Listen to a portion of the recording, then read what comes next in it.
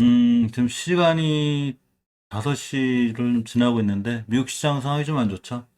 안 그래도 주말 내내 제가 영상 많이 올려드렸죠. 중국 전력난, 인도 전력난, 그리고 어제 국제유가 서부 텍사스에 80달러 돌파, 뭐 원자재 값 상승 등 주말 내내, 그리고 연휴 내내 안 좋은 뉴스만 나오더니 결국 미국 시장이 하락 출발하였습니다.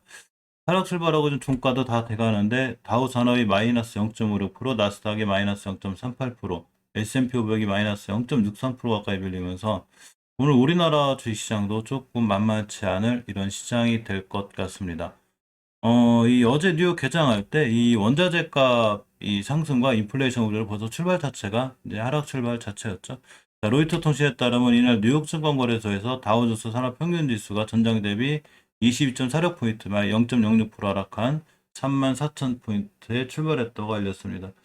지금 0.60%대 하방으로 갈수록 좀 더 밀리고 있는 이런 상황이라 정말 주식하기 쉽지 않은 오늘 하루도 이런 상황이 될 것 같고, 뉴욕 증시에 꽤 공매도가 늘었다고 합니다. 지금 이제 테이퍼링 원자재, 아까 말씀드린 인플레 증시 부담으로다가 뉴욕 시장 진차에 전체 공매도가 많이 늘어나고 있고, 지금 월스트리트가 바라보는 뉴욕 증시도 현재 안개가 자욱하다는 이런 기사들이 있습니다. 이때 이제 그동안 증시 상승의 연료 역할을 해왔던 게 이제 유동성 공급하고 기업 실적인데 변화의 시간이 오고 있다는 얘기죠. 더군다나 미국 연방준비제도가 이제 테이퍼링 자산 매입 축소 이제 발표가 좀 임박했고, 또 지금 어제도 알려드렸잖아요. 극심한 전력난으로 인한 원자재, 그리고 인플레이션, 그리고 공급망 붕괴 이런 게 부담이 돼서 기업들의 이 경제 활동이 조금 그러고 수익에 영향을 줄 수 있는 이런 상황이 됐다는 얘기가 있습니다. 유럽과 중국의 에너지 위기 속에서 원유와 천연가스 가격도 올랐죠. 그래서 투자자들도 불안하게 했는데 뉴욕 증시의 공매도가 다시 활기를 띠고 있다고 합니다. 블룸버그가 모건 스탠리의 프라임 브로커 집계자를 인한 보도에 따르면 S&P 500이 2020년 3월 이후에 가장 큰 폭의 RX를 보인 지난 9월, 헤지 펀드들이 최근 2년 중 가장 빠른 속도로 공매도를 늘렸다고 합니다. 자, 뭐 낙관론도 좀 있기는 한데, 어쨌거나 아직까지는 오늘 시장이 밀리고 있는 게 사실이라 조금 우리나라 지수 오늘은 조금 만만치 않을 것 같고, 어제 이 조금 나온 뉴스 중에 제가 워크사 이게 한번 말씀드렸죠. 미국 FDA에 먹는 코로나19 치료제 긴급 사용 승인을 신청했습니다. FDA 쪽에서는 승인 신청 들어오면 최대한 빠르게 승인 내줄 수 있다는 이런 얘기가 있죠.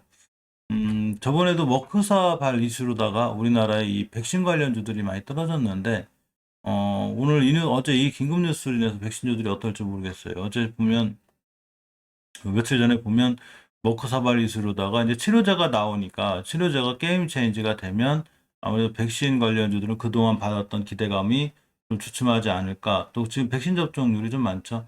그렇기 때문에 이런 걸로 인해서 백신주가 좀 흔들리고 있었는데, 사실, 바이오주가 모카사발 이슈라기보다는 공매도도 많고 그러고 이제 시장이 살아나면 잘 살아나는데, 시장이 안 좋을 때 좀 바이오주들이 많이 무너지는 경향이 있어서 오늘 미국 다우산업지수가 이제 0.66% 정도 밀리고 있고 나스닥 0.54% 정도 커져서 오늘 바이오들이 제약 몇 크사 이슈로다가 어떨지 좀 봐야 되고, 항상 철저하게 대비하고 만약 좋은 종목 샀으면 중장기적으로 분할 매수해 나가는 것도 괜찮고 너무 겁먹지 않는 게 중요합니다. 어차피 시장은 항상 오르지만은 않죠. 떨어졌다 올라갔다 이렇게 하는 거기 때문에.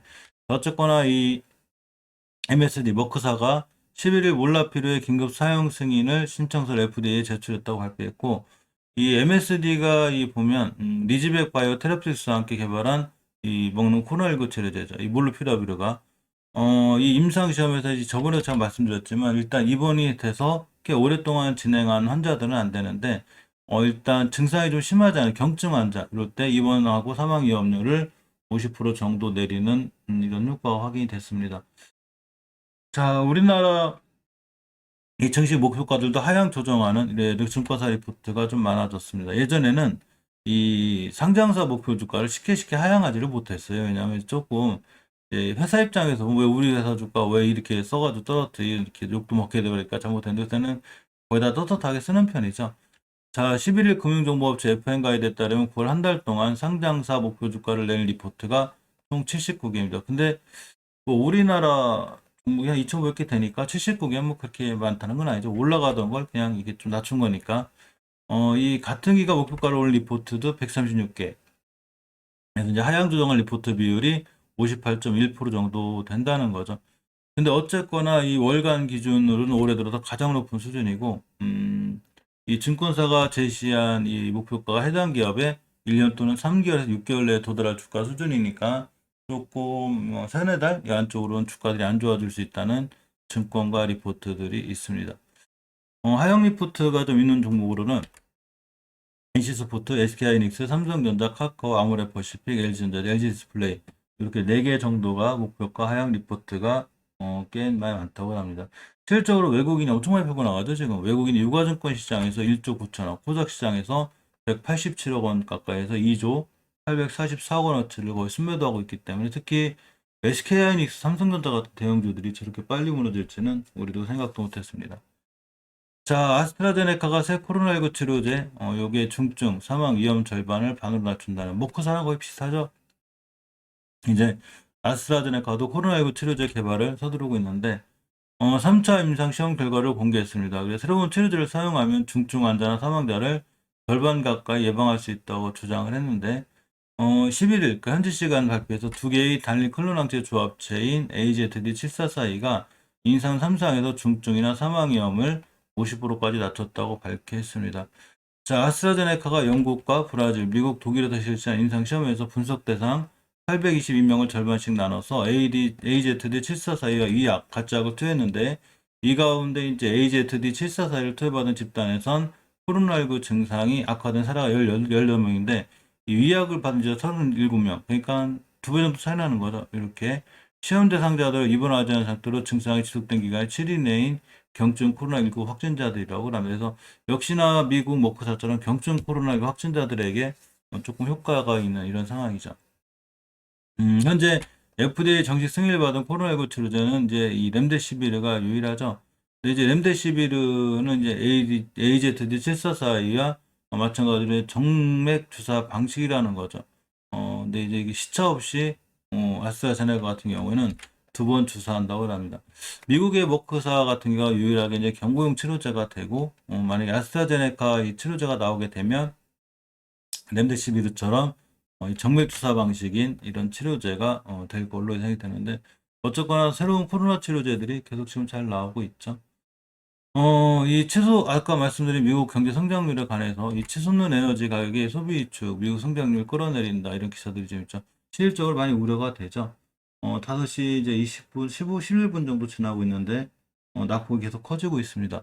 자, 원유가 급등해서 이제 물가 상승, 그러니까 살아나던 소비 심리에 찬물을 끼얹게 되고 이 항만 정체도 계속 있고 지금 주말 내내 뭐 좋은 기사가 별로 없더라고요. 자, 이 끝없이 치솟은 에너지 가격인데 서부 텍사스나 원유, 천연가스, 난방유 뭐 정신없이 올라가죠 지금. 이러다 보니까 실질적으로 서민들도 점점 삶이 팍팍해지고 경기에도 큰 영향을 지금 미치고 있는 이런 상황입니다. 음, 어제 제가 영상 끝에 늦게 올려드렸는데 그 뉴욕 상하구로에서 거래되는 서부 텍사스 원유 가격이 지난 8일 2014년 이후 처음으로 배럴당 80달러를 넘어섰죠. 그래서 이제 긴급하게 이제 세계 경제 뉴스를 자주 올려드리는데 이런 것 때문에 그렇죠. 이런 게 우리나라 주식에 영향을 줄 수 있기 때문에 그랬죠. 이제 가끔 세계 경제 보면 제가 세계 경제 뉴스를 올려드리면 저 세계 경제를 우리가 신경 써야 되나 이렇게 생각할 수 있는데 그렇지 않아요. 이 에너지 가격, 세계 경제, 뭐 중국의 폭우 이런 거 하나로도 미국 경제 영향을 미치게 되고 그게 우리나라 시장까지 영향을 미치기 때문에 우리가 대응을 할 때 그러고 자산 배분에 있어서 이런 뉴스들은 꽤 중요합니다. 베트남 소식을 하나 보면 베트남 총리가 이제 보건부가 나노코박스 안전성을 인정해야 된다는 이 얘기를 했죠.